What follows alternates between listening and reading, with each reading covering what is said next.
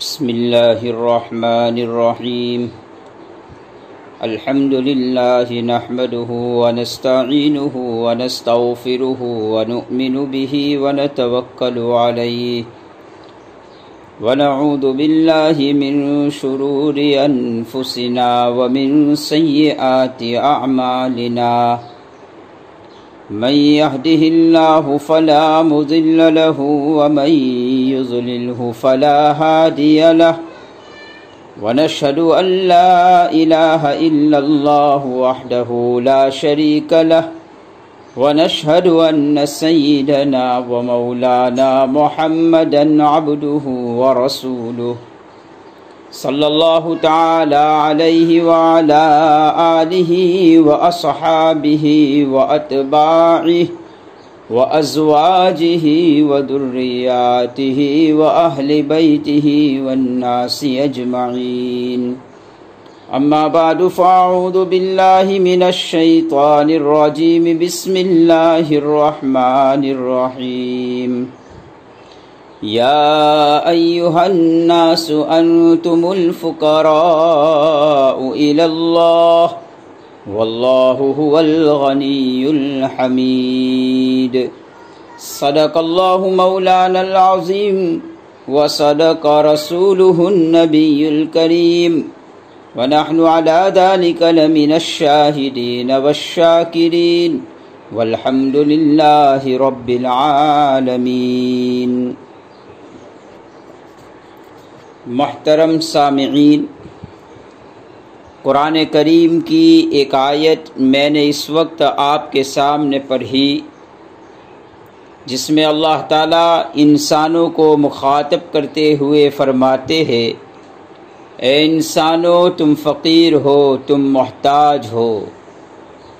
ظاہر سی بات ہے جو فقیر اور محتاج ہوتا ہے اسے کسی نہ کسی کے سامنے کشکول پھیلانا پڑتا ہے، اپنی جھولی پھیلانا پڑتا ہے.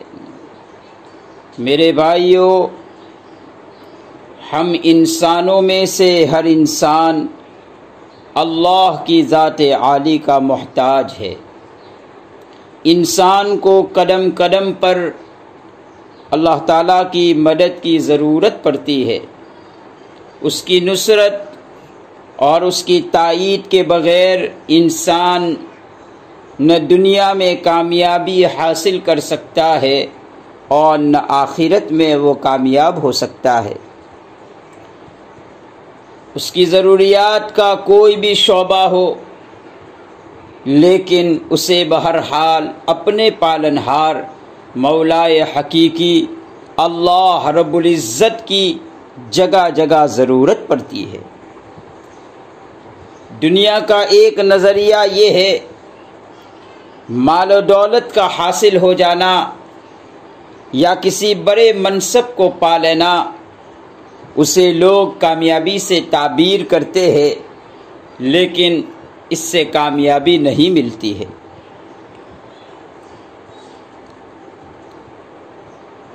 اصل کامیابی یہ نہیں ہے کہ کسی کے پاس مال و دولت کی ڈھیر ہو یا کسی کے پاس اچھا دماغ ہو یا کسی کے پاس لوگوں کی ضروریات پورا کرنے کے لیے بڑا منصب ہو. اصل کامیابی یہ ہے انسان دنیا سے جب رخصت ہو تو ایمان لے کر جائے، حسن خاتمہ کی دولت سے مالا مال ہو کر جائے. اسے اللہ اور اس کے رسول صلی اللہ علیہ وسلم نے کامیابی بتلایا، اور اس کامیابی کو حاصل کرنے کے لیے اللہ تعالیٰ نے اور نبی کریم صلی اللہ علیہ وسلم نے کچھ اعمال بتلائے. محترم سامعین، جب یہ سمجھ میں آ گیا انسان فقیر اور محتاج ہے تو اسے اپنی ضرورت اور حاجات کو اللہ ہی سے حل کرانا چاہیے. نبی کریم صلی اللہ علیہ وسلم نے اس کے لیے کچھ اعمال بتلائے۔ آپ صلی اللہ علیہ وسلم نے فرمایا، جب تم میں سے کسی کو کوئی حاجت پیش آئے، یاد رہے انسانوں کی حاجات اور ضرورت دو طرح کی ہوتی ہے۔ بندے کی کچھ ضرورتیں ایسی ہوتی ہے جس کا تعلق براہ راست اللہ سے ہوتا ہے، یعنی اللہ کے علاوہ وہ ضرورت اس کی دنیا کا کوئی انسان پوری نہیں کر سکتا ہے۔ اور انسانوں کی ایک ضرورت ایسی ہوتی ہے جس میں اللہ تعالیٰ بیچ میں کسی بندے کو واسطہ بناتے ہیں، اور اس بندے کے واسطے سے اللہ تعالیٰ اس ضرورت مند کی ضرورت کو پورا کر دیتے ہیں۔ جیسے کسی انسان کے پاس اعلیٰ ڈگری ہو،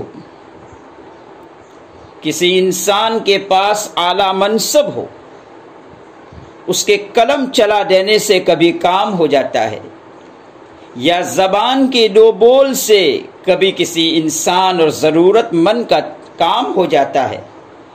یہ وہ حاجات ہے جس کا تعلق بندے کے ساتھ ہے،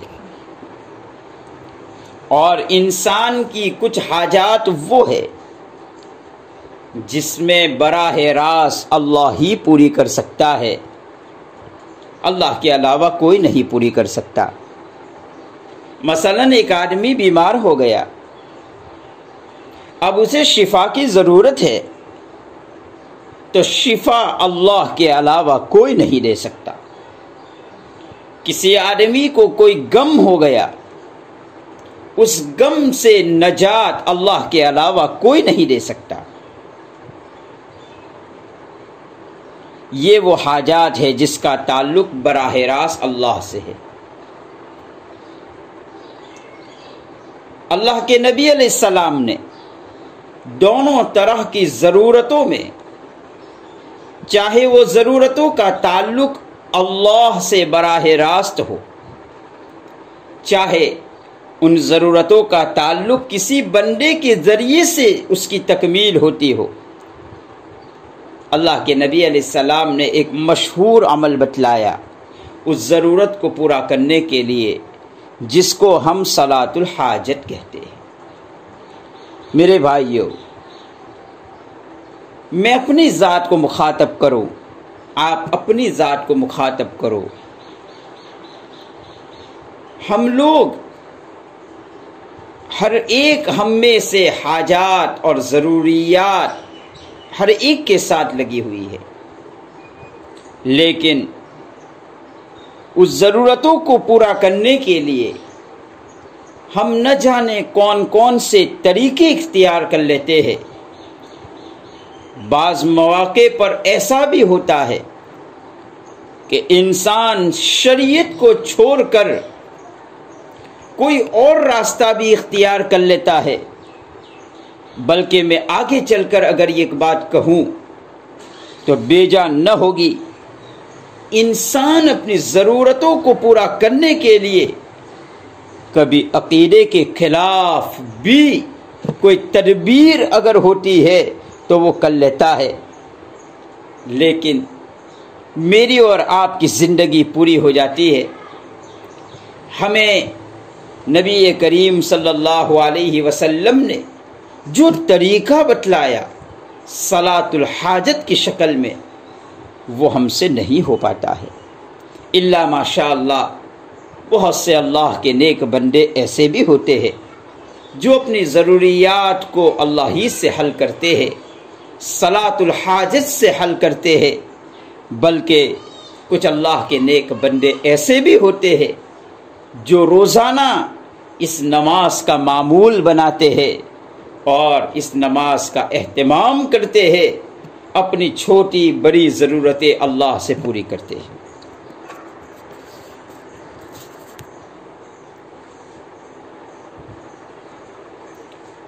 بہرحال نبی اکرم صلی اللہ علیہ وسلم نے دونوں طرح کی ضرورتوں کو پورا کرنے کے لیے ایک عمل بتلایا جسے صلاۃ الحاجت کہتے ہیں۔ اس سے مومن کا ایک بنیادی عقیدہ بتلایا،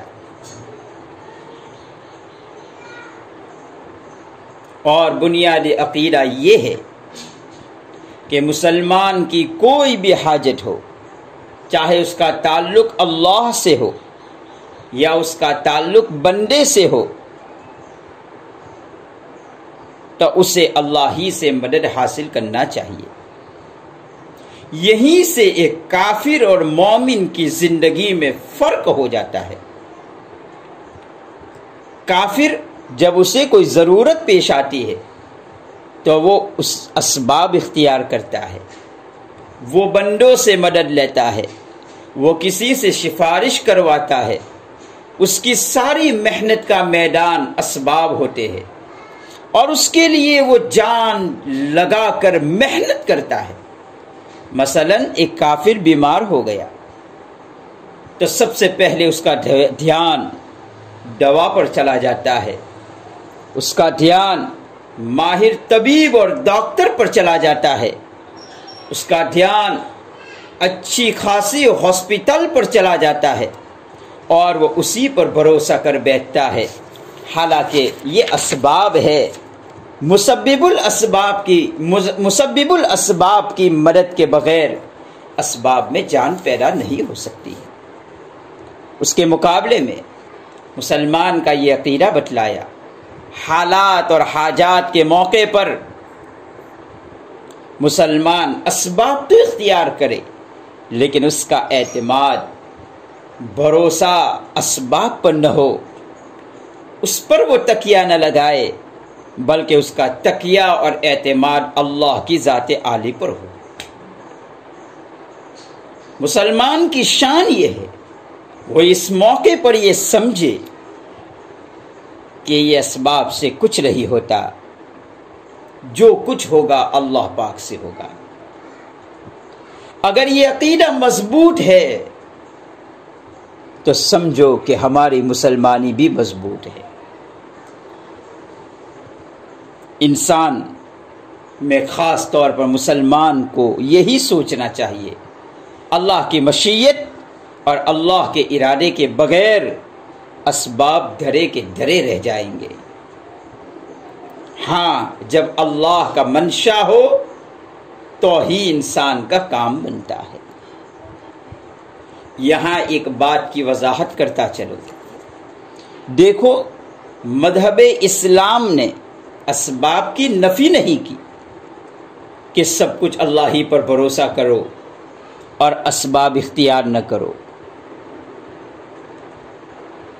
مذہب اسلام نے یہ تعلیم نہیں دی۔ ہاں، مذہب اسلام نے یہ کہا اسباب بھی اختیار کرو، لیکن آپ کا اعتماد اللہ کی ذات عالی پر ہو۔ اللہ کے نبی علیہ السلام کی خدمت میں ایک شخص حاضر ہوا، کہا اللہ کے نبی علیہ السلام، میں جنگل میں لکڑیاں کاٹنے کے لیے جاتا ہوں، میری اونٹنی کو بھی ساتھ میں لے جاتا ہوں، جب نماز کا وقت ہوتا ہے اور میں نماز کے لیے کھڑا ہوتا ہوں تو میں آپ سے مشورہ کرتا ہوں، کیا میں اونٹنی کو کھلا چھوڑ دوں یا اس کے پاؤں باندھ کے اللہ پر بھروسہ کروں، یا اسے کھلا چھوڑ کے اللہ پر توکل کروں؟ اور یہ سوچوں کہ میں اللہ کی عبادت میں لگا ہوا ہوں تو اللہ ضرور میری اونٹنی کی حفاظت کرے گا۔ اللہ کے نبی علیہ السلام نے فرمایا، پہلے اس کے پاؤں میں رسی ڈال دو، پھر اسے کسی درخت کی جھاڑی کے ساتھ باندھ دو، پھر اللہ پر بھروسہ کرو، وتوکل علی اللہ، پھر اللہ پر بھروسہ کرو۔ تو آپ نے بھروسہ اللہ پر کروایا اور سبب کی تلقین کی۔ معلوم ہوا اسباب کی نفی مذہب اسلام میں نہیں ہے۔ ہاں، مسلمان کی شان یہ ہے اسباب ہوتے ہوئے اس کا عقیدہ مضبوط ہو کہ مسبب الاسباب یعنی اللہ کی مدد سے میرا کام ہوگا۔ اسی لیے مومن کو یہ کہنا چاہیے، قدر اللہ ما شاء وما فعل، اللہ نے جو مقدر کیا ہے وہ ہو کر رہے گا۔ ہماری امیدیں اے اللہ تجھ ہی سے وابستہ ہے۔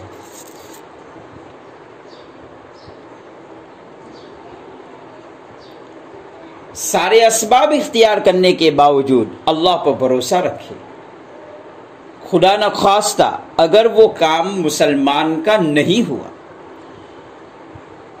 تو مسلمان پریشان بھی نہیں ہوگا، بلکہ مسلمان یہ سمجھے گا اللہ کی جانب سے جو خیر ہوگا وہ ہوا، وہ اللہ کے فیصلے پر راضی رہے گا، اس کی حکمتوں کو وہ سمجھے گا کہ اس نے جو اسباب اختیار کرنے کا مجھے حکم کیا تھا، مجھے پابند بنایا تھا، میں نے وہ اسباب اختیار کیے، اس اسباب کے اختیار کرنے پر بھی اللہ اسے اجر عطا فرمائیں گے، اور وہ کام کے نہ ہونے پر اس نے جو صبر سے کام لیا اللہ اس پر بھی اسے اجر عطا فرمائے گا۔ ممکن ہوتا ہے، اللہ کی حکمتیں ہوتی ہے، کبھی اللہ کوئی بڑی مصیبتیں آتی ہو تو چھوٹی مصیبتیں دے کر اللہ بڑی مصیبتوں کو ٹال دیتے ہیں۔ کبھی اللہ کی حکمت یہ ہوتی ہے، اللہ اس کا کوئی اور نظام بنا دیتا ہے اور اس موقع پر اس کو اس کا شعور بھی نہیں ہوتا ہے۔ اللہ کی حکمتیں انسان کی سمجھ سے بالاتر ہے۔ مجھے ایک واقعہ یاد آیا، ایک بادشاہ اپنے وزیروں کے ساتھ بیٹھا ہوا تھا اور تمام وزیروں کے ساتھ بادشاہ بھی پھل کھا رہا تھا۔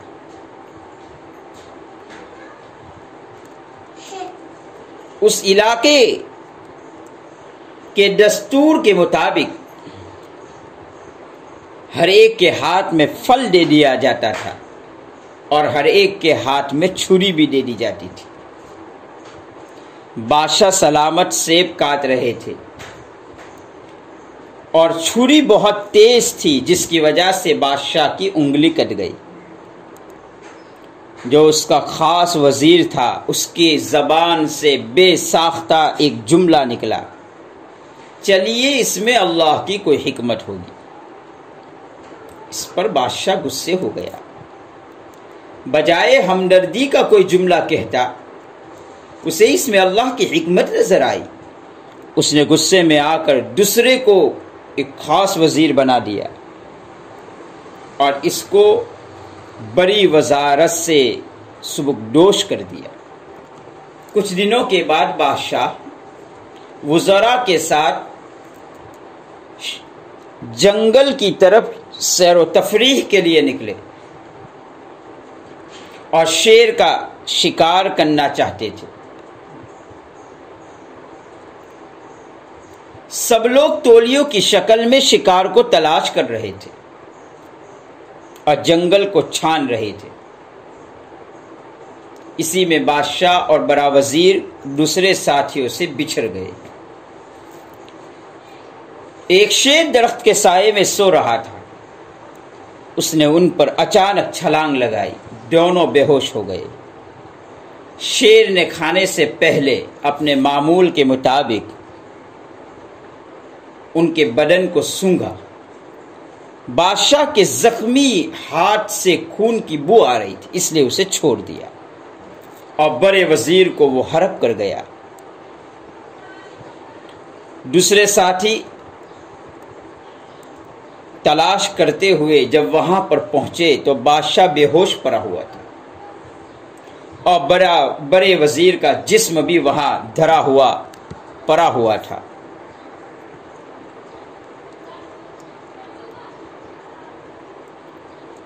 جب اسے بادشاہ کو ہوش آیا تو سب سے پہلے وزیر کا یہ جملہ اسے یاد آیا، اس میں اللہ کی حکمت ہوگی۔ کہا اسے بلاؤ، اور اسے اس موقع پر بادشاہ نے غصے میں آ کر قید کروا دیا تھا، قید سے باہر نکلوایا۔ چلو مجھے سمجھ میں آیا آپ کا جملہ، کہ اس میں اللہ کی حکمت ہے، اللہ تعالیٰ نے میری حفاظت کر لی، لیکن آپ کے جیل میں رہنے سے کیا حکمت ہے؟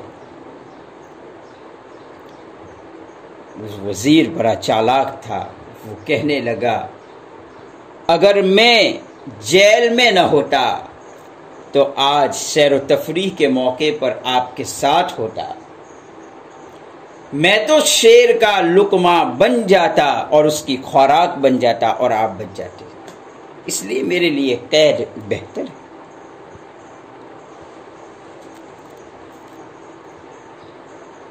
میرے عزیزو، اسباب اختیار کرنے سے شریعت نے منع نہیں کیا،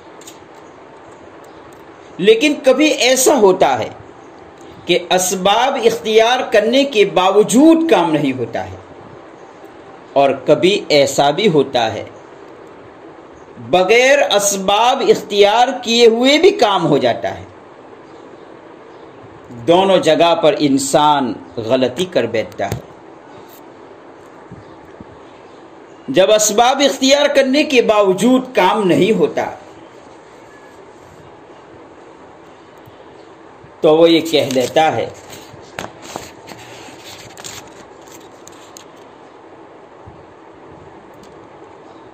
کہ اس میں معلوم نہیں کیا ہو گیا۔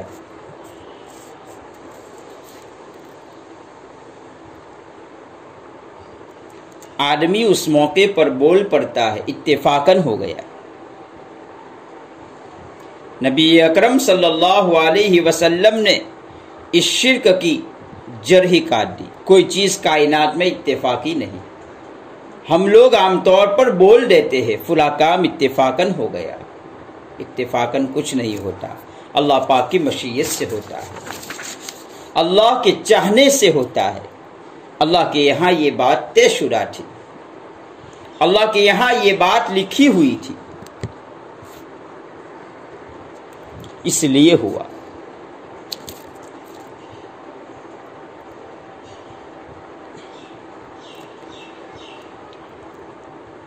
بہرحال آدمی کو ہر موقع پر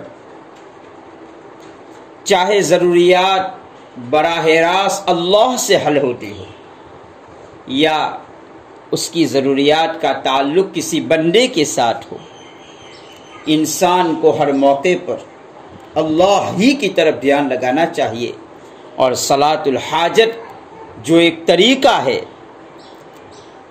اس سے مدد حاصل کرنی چاہیے۔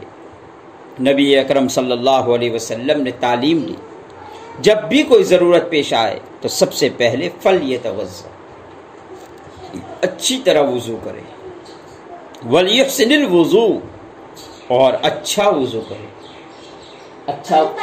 اچھا وضو کرنے کا مطلب کیا ہے؟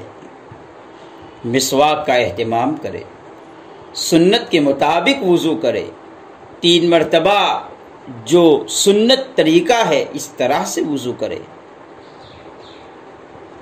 پھر آداب کی رعایت کرتے ہوئے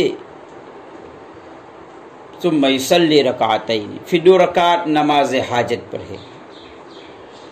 اس نماز میں رسول اللہ صلی اللہ علیہ وسلم نے کوئی متعین طریقہ نہیں سمجھایا، بلکہ عادت کے مطابق 2 رکعت نماز پڑھے۔ اس میں قرات کی بھی کوئی تعین نہیں اور وقت کی بھی تعین نہیں۔ بعض کتابوں میں اس میں صورتیں متعین کی ہے کہ یہ صورتیں پڑھے، سورہ سبح اسم ربک الاعلی پڑھے اور سورہ الم نشرح پڑھے۔ پھر جب نماز سے فارغ ہو جائے تو اللہ کی خوب حمد بیان کرے، اللہ کی ثنا بیان کرے، اللہ کا شکر ادا کرے۔ پھر نبی اکرم صلی اللہ علیہ وسلم پر درود پڑھے۔ درود شریف کا حکم اس لیے دیا کہ درود شریف کی وجہ سے اللہ تعالیٰ دعائیں قبول کرتا ہے، اور اس کے بعد پھر یہ دعا پڑھے جو احادیث میں نبی اکرم صلی اللہ علیہ وسلم سے منقول ہے، لا الہ الا اللہ الحلیم الکریم، سبحان اللہ رب العرش العظیم، الحمدللہ رب العالمین، اللہم انی اسألک موجبات رحمتک وعزائم مغفرتک والغنیمت من کل بر والسلامت من کل اثم، اسألک الا تدع لی ذنبا الا غفرتہ ولا ہما الا فرجتہ ولا حاجتا ہی لک رضا الا قضیتہا لی۔ دعا کا ترجمہ یہ ہے، کوئی معبود نہیں سوائے اللہ کے جو بردبار ہے اور بزرگ ہے۔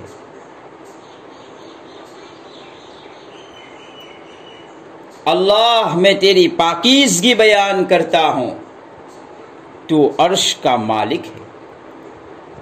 تمام تعریفیں اللہ کے لیے ہے جو عالمین کا رب ہے۔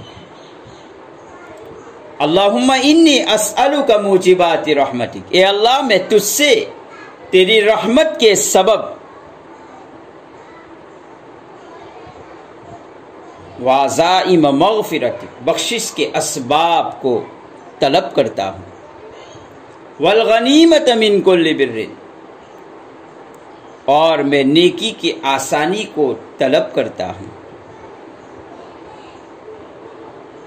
والسلامت من کل اثم، اور ہر گناہ سے سلامتی چاہتا ہوں، اسألک اللہ تدع لی ذنبا الا غفرتہ، اے اللہ میں تجھ سے سوال کرتا ہوں میرے تمام گناہ بخش دے، ولا ہما الا فرجتہ، میرے تمام غم کو ختم کر دے، ولا حاجتا ہی لک رضا، میری ہر حاجت جو تیری رضامندی کے مطابق ہو، اے اللہ تو اس کو پوری فرما۔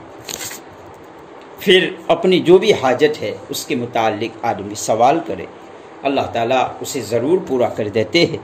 یہ ایک مستقل طریقہ ہے کہ پہلے اچھی طرح وضو کرے، پھر نماز پڑھے 2 رکعت، ڈھنگ کی نماز پڑھے، پھر اللہ کی خوب حمد و ثنا بیان کرے، جس زبان میں ہو، اردو میں ہو، گجراتی میں ہو، عربی میں ہو، اور پھر نبی اکرم صلی اللہ علیہ وسلم پر درود بھیجے، اور پھر آدمی یہ دعا پڑھے اور اپنی ضرورت کے لیے مانگے۔ اللہ ہی اسباب بھی بناتے ہیں اور